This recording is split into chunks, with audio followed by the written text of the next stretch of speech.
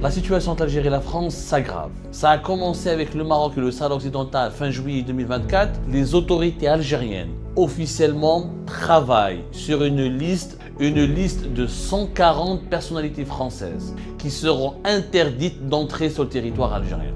Il n'y aura pas que des diplomates ou que des dirigeants politiques français. Comme la France veut empêcher les dirigeants algériens et leurs familles de venir en France pour séjourner sans visa sur le territoire français pour des motifs privés, à la seule différence que sur la liste algérienne, il n'y a pas des diplomates français ou pas beaucoup de diplomates français et pas beaucoup de dirigeants politiques français. Ce sont les chefs d'entreprise, les PDG des entreprises françaises qui sont présentes en Algérie qui ne pourront pas entrer sur le territoire algérien. Il y a 450 entreprises françaises qui sont en Algérie. Il y en a une soixantaine qui sont dans le secteur de l'énergie, par exemple, le secteur du pétrole et du gaz et de l'énergie. C'est le mécanisme qui est en train d'être mis en place et qui sera appliqué par les autorités algériennes rapidement. Or, un chef d'entreprise, il n'a rien à voir avec la prise de décision. Il va déstabiliser ces entreprises françaises en empêchant que leur PDG, que leur personnel expatrié qui travaille pour ces entreprises ne soit présent en Algérie. La situation entre l'Algérie et la France s'aggrave. Peut-être le mot ne veut plus rien dire. Depuis plusieurs semaines, les attaques, les contre-attaques, les tensions, les reproches, les réprimandes, les menaces, les ultimatums, on parle de chantage, on parle de réciprocité, on parle de bras de fer, on parle de crise. Les mots qui sont utilisés aujourd'hui pour décrire les rapports et les relations conflictuelles entre l'Algérie et la France ne veulent plus rien dire. Nous sommes entrés dans une phase très dangereuse. Et cette phase, elle est dangereuse parce que chacun des deux pays veut imposer à l'autre des mesures strictes et vexatoires et que l'autre pays se sent quelque part humilié et rabaissé. Et chacun des deux pays veut remporter un bras de fer dont nous ne comprenons plus aujourd'hui ni les tenants ni les aboutissants. Les gens sont totalement perdus. Ça a commencé avec le Maroc et le Sahara occidental fin juillet 2024 et aujourd'hui, en fin février 2025, on parle de migrants, d'expulsions, de laissez-passer consulaires, de détenteurs de passeports diplomatiques, d'accords migratoires de 1968. Le problème algéro-français ne cesse d'évoluer, mais uniquement en complexité et non pas en simplicité ou en rationalité. Au cours de notre enquête via Algérie Part, nous venons de confirmer une information importante. Les autorités algériennes officiellement travaillent sur une liste de 50-40 personnalités françaises qui seront interdites d'entrer sur le territoire algérien. Une liste de 140 personnalités françaises. Selon nos investigations, parmi ces personnalités, il n'y aura pas que des diplomates ou que des dirigeants politiques français.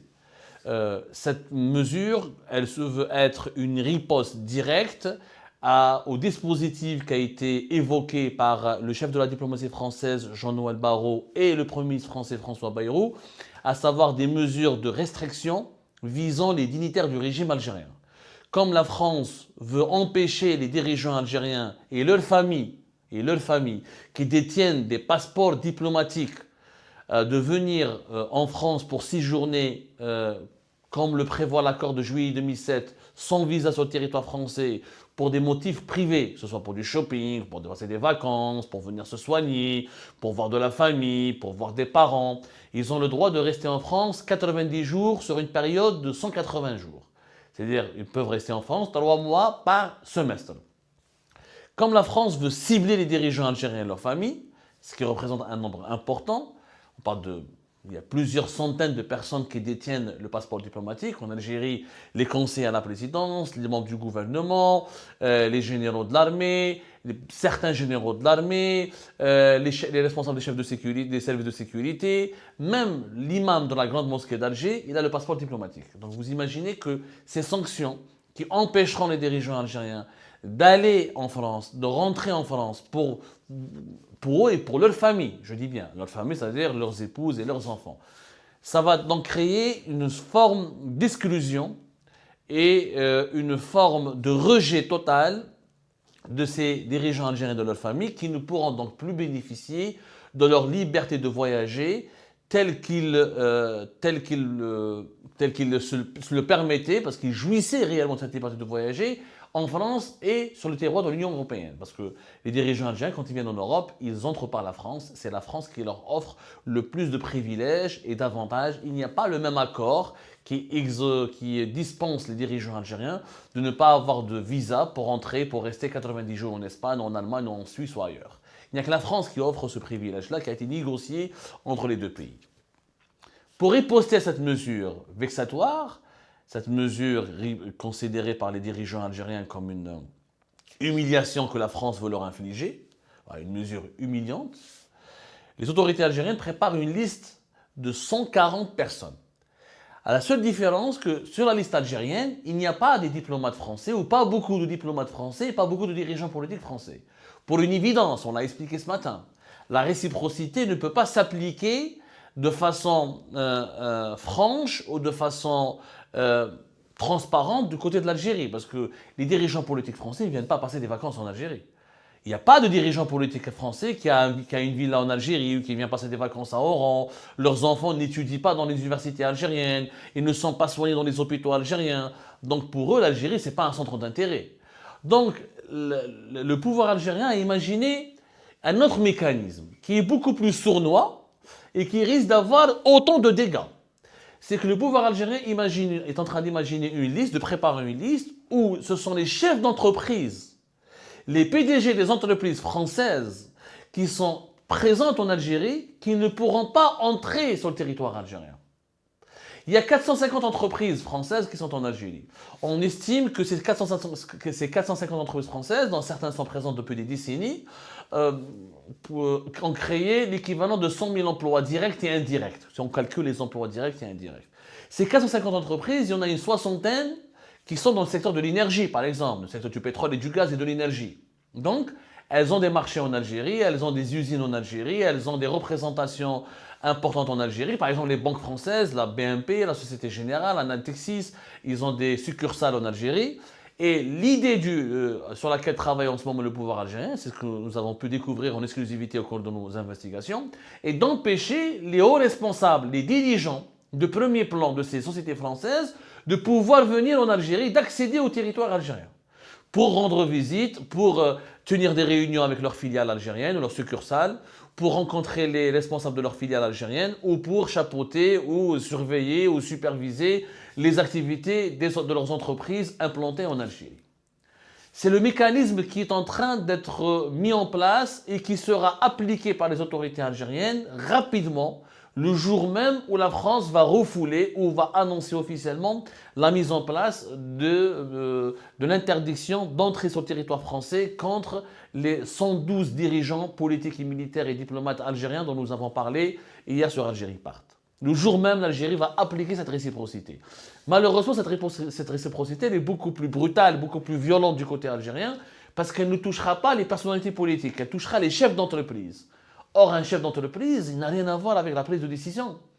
Le responsable de Total, par exemple, le PDG de Total, qui est présent en Algérie, qui est un grand groupe, qui a un partenariat important avec Sonatrach dans le sud du pays, dans l'exploitation du pétrole et du gaz, eh ben, il ne pourra pas rentrer en Algérie si l'Algérie décide d'appliquer officiellement cette mesure de sanctionner les patrons d'entreprises françaises. Si le patron Total ne peut pas rentrer en Algérie, donc c'est compliqué pour lui de négocier ses contrats, de protéger les intérêts de son entreprise au niveau du marché algérien. C'est extrêmement compliqué pour lui. Alors, d'autres chefs d'entreprise sont dans cette situation. Renault s'apprête de quitter l'Algérie, mais ce n'est pas encore sûr. Mais d'autres entreprises, il y a Lafarge, il y a Saint-Gobain, il y a Air France qui travaille beaucoup avec l'Algérie aussi, avec sa filiale Transavia. Il y a énormément d'entreprises françaises, dont certaines sont présentes même dans le secteur de l'énergie, encore une fois. Sur les 450 entreprises, il y a une chambre de commerce algéro-française. La France était, jusqu'à 2024, je rappelle, le deuxième fournisseur de l'Algérie en matière d'importation et le troisième ou quatrième client de l'Algérie en matière d'exportation. Donc il y a des rapports économiques importants qui sont aux environs de 11 milliards et quelques d'euros. Sanctionner les entreprises françaises, ça va causer un énorme préjudice pour ces entreprises françaises. Il faut savoir que même si le Maroc, on le considère le Maroc comme le premier client le premier partenaire commercial de la France en Afrique, reste l'Algérie quand même, elle est parmi les 3 ou les 5 plus importants partenaires commerciaux de la France. Ça reste un marché stratégique et important. Sanctionner les entreprises françaises va leur causer des préjudices, va paralyser leurs activités, va aussi les déstabiliser parce que si un PDG ou un certain nombre, les PDG et leurs familles, comme la France va viser les dirigeants algériens, militaires et politiques et diplomates et leurs familles, l'Algérie travaille sur un mécanisme où elle va aussi exclure de son territoire, elle va fermer l'accès à son territoire aux dirigeants des entreprises françaises et leurs familles.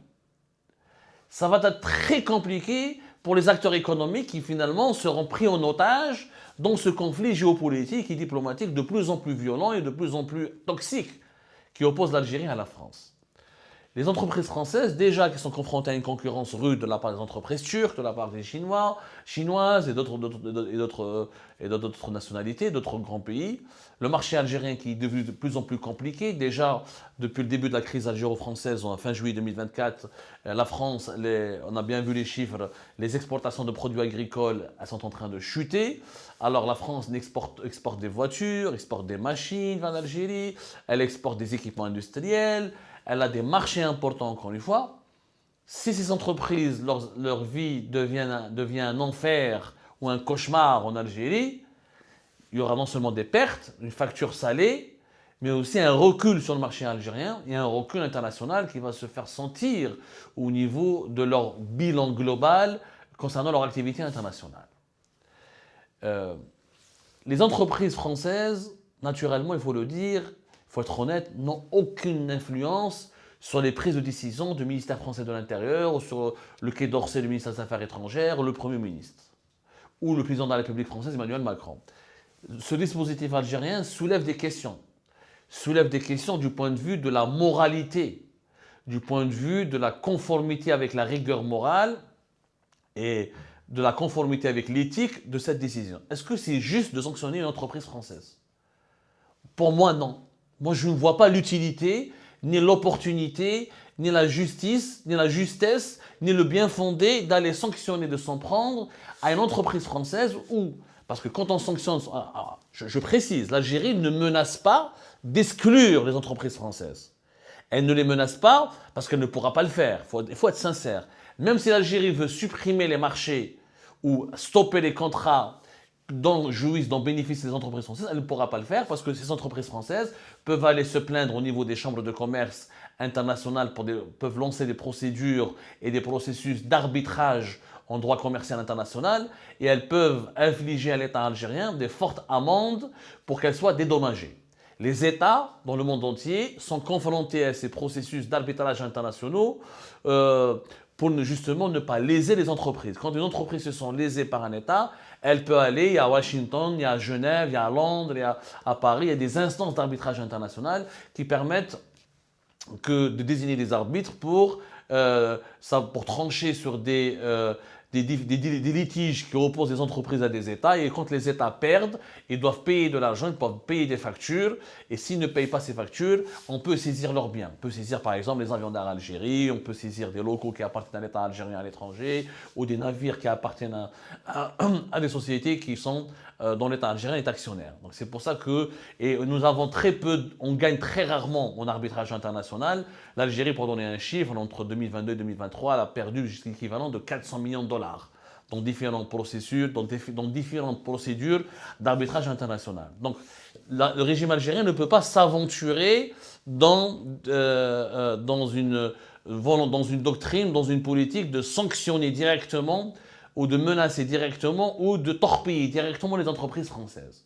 C'est pour ça qu'il veut utiliser notre mesure, il va déstabiliser ces entreprises françaises en empêchant que leur PDG, que leur personnel expatrié qui travaille pour ces entreprises ne soit présent en Algérie. L'Algérie, elle a le droit, elle peut dire « moi je veux pas de ce PDG, je veux pas de ce directeur, je veux pas de ce cadre dirigeant ». Du coup, là, ils seront obligés de quitter le territoire algérien. Et ces entreprises françaises devront ou trouver d'autres personnes qui risquent d'être de nationalité, des ressortissants français qui peuvent être sanctionnés, ou de trouver des cadres locaux, ce qui complique un peu la tâche parce que souvent les multinationales, les entreprises étrangères ont besoin de détacher des dirigeants issus de la maison mère pour pouvoir superviser et s'assurer de la continuité du travail et du bon fonctionnement de leurs filiales à l'étranger.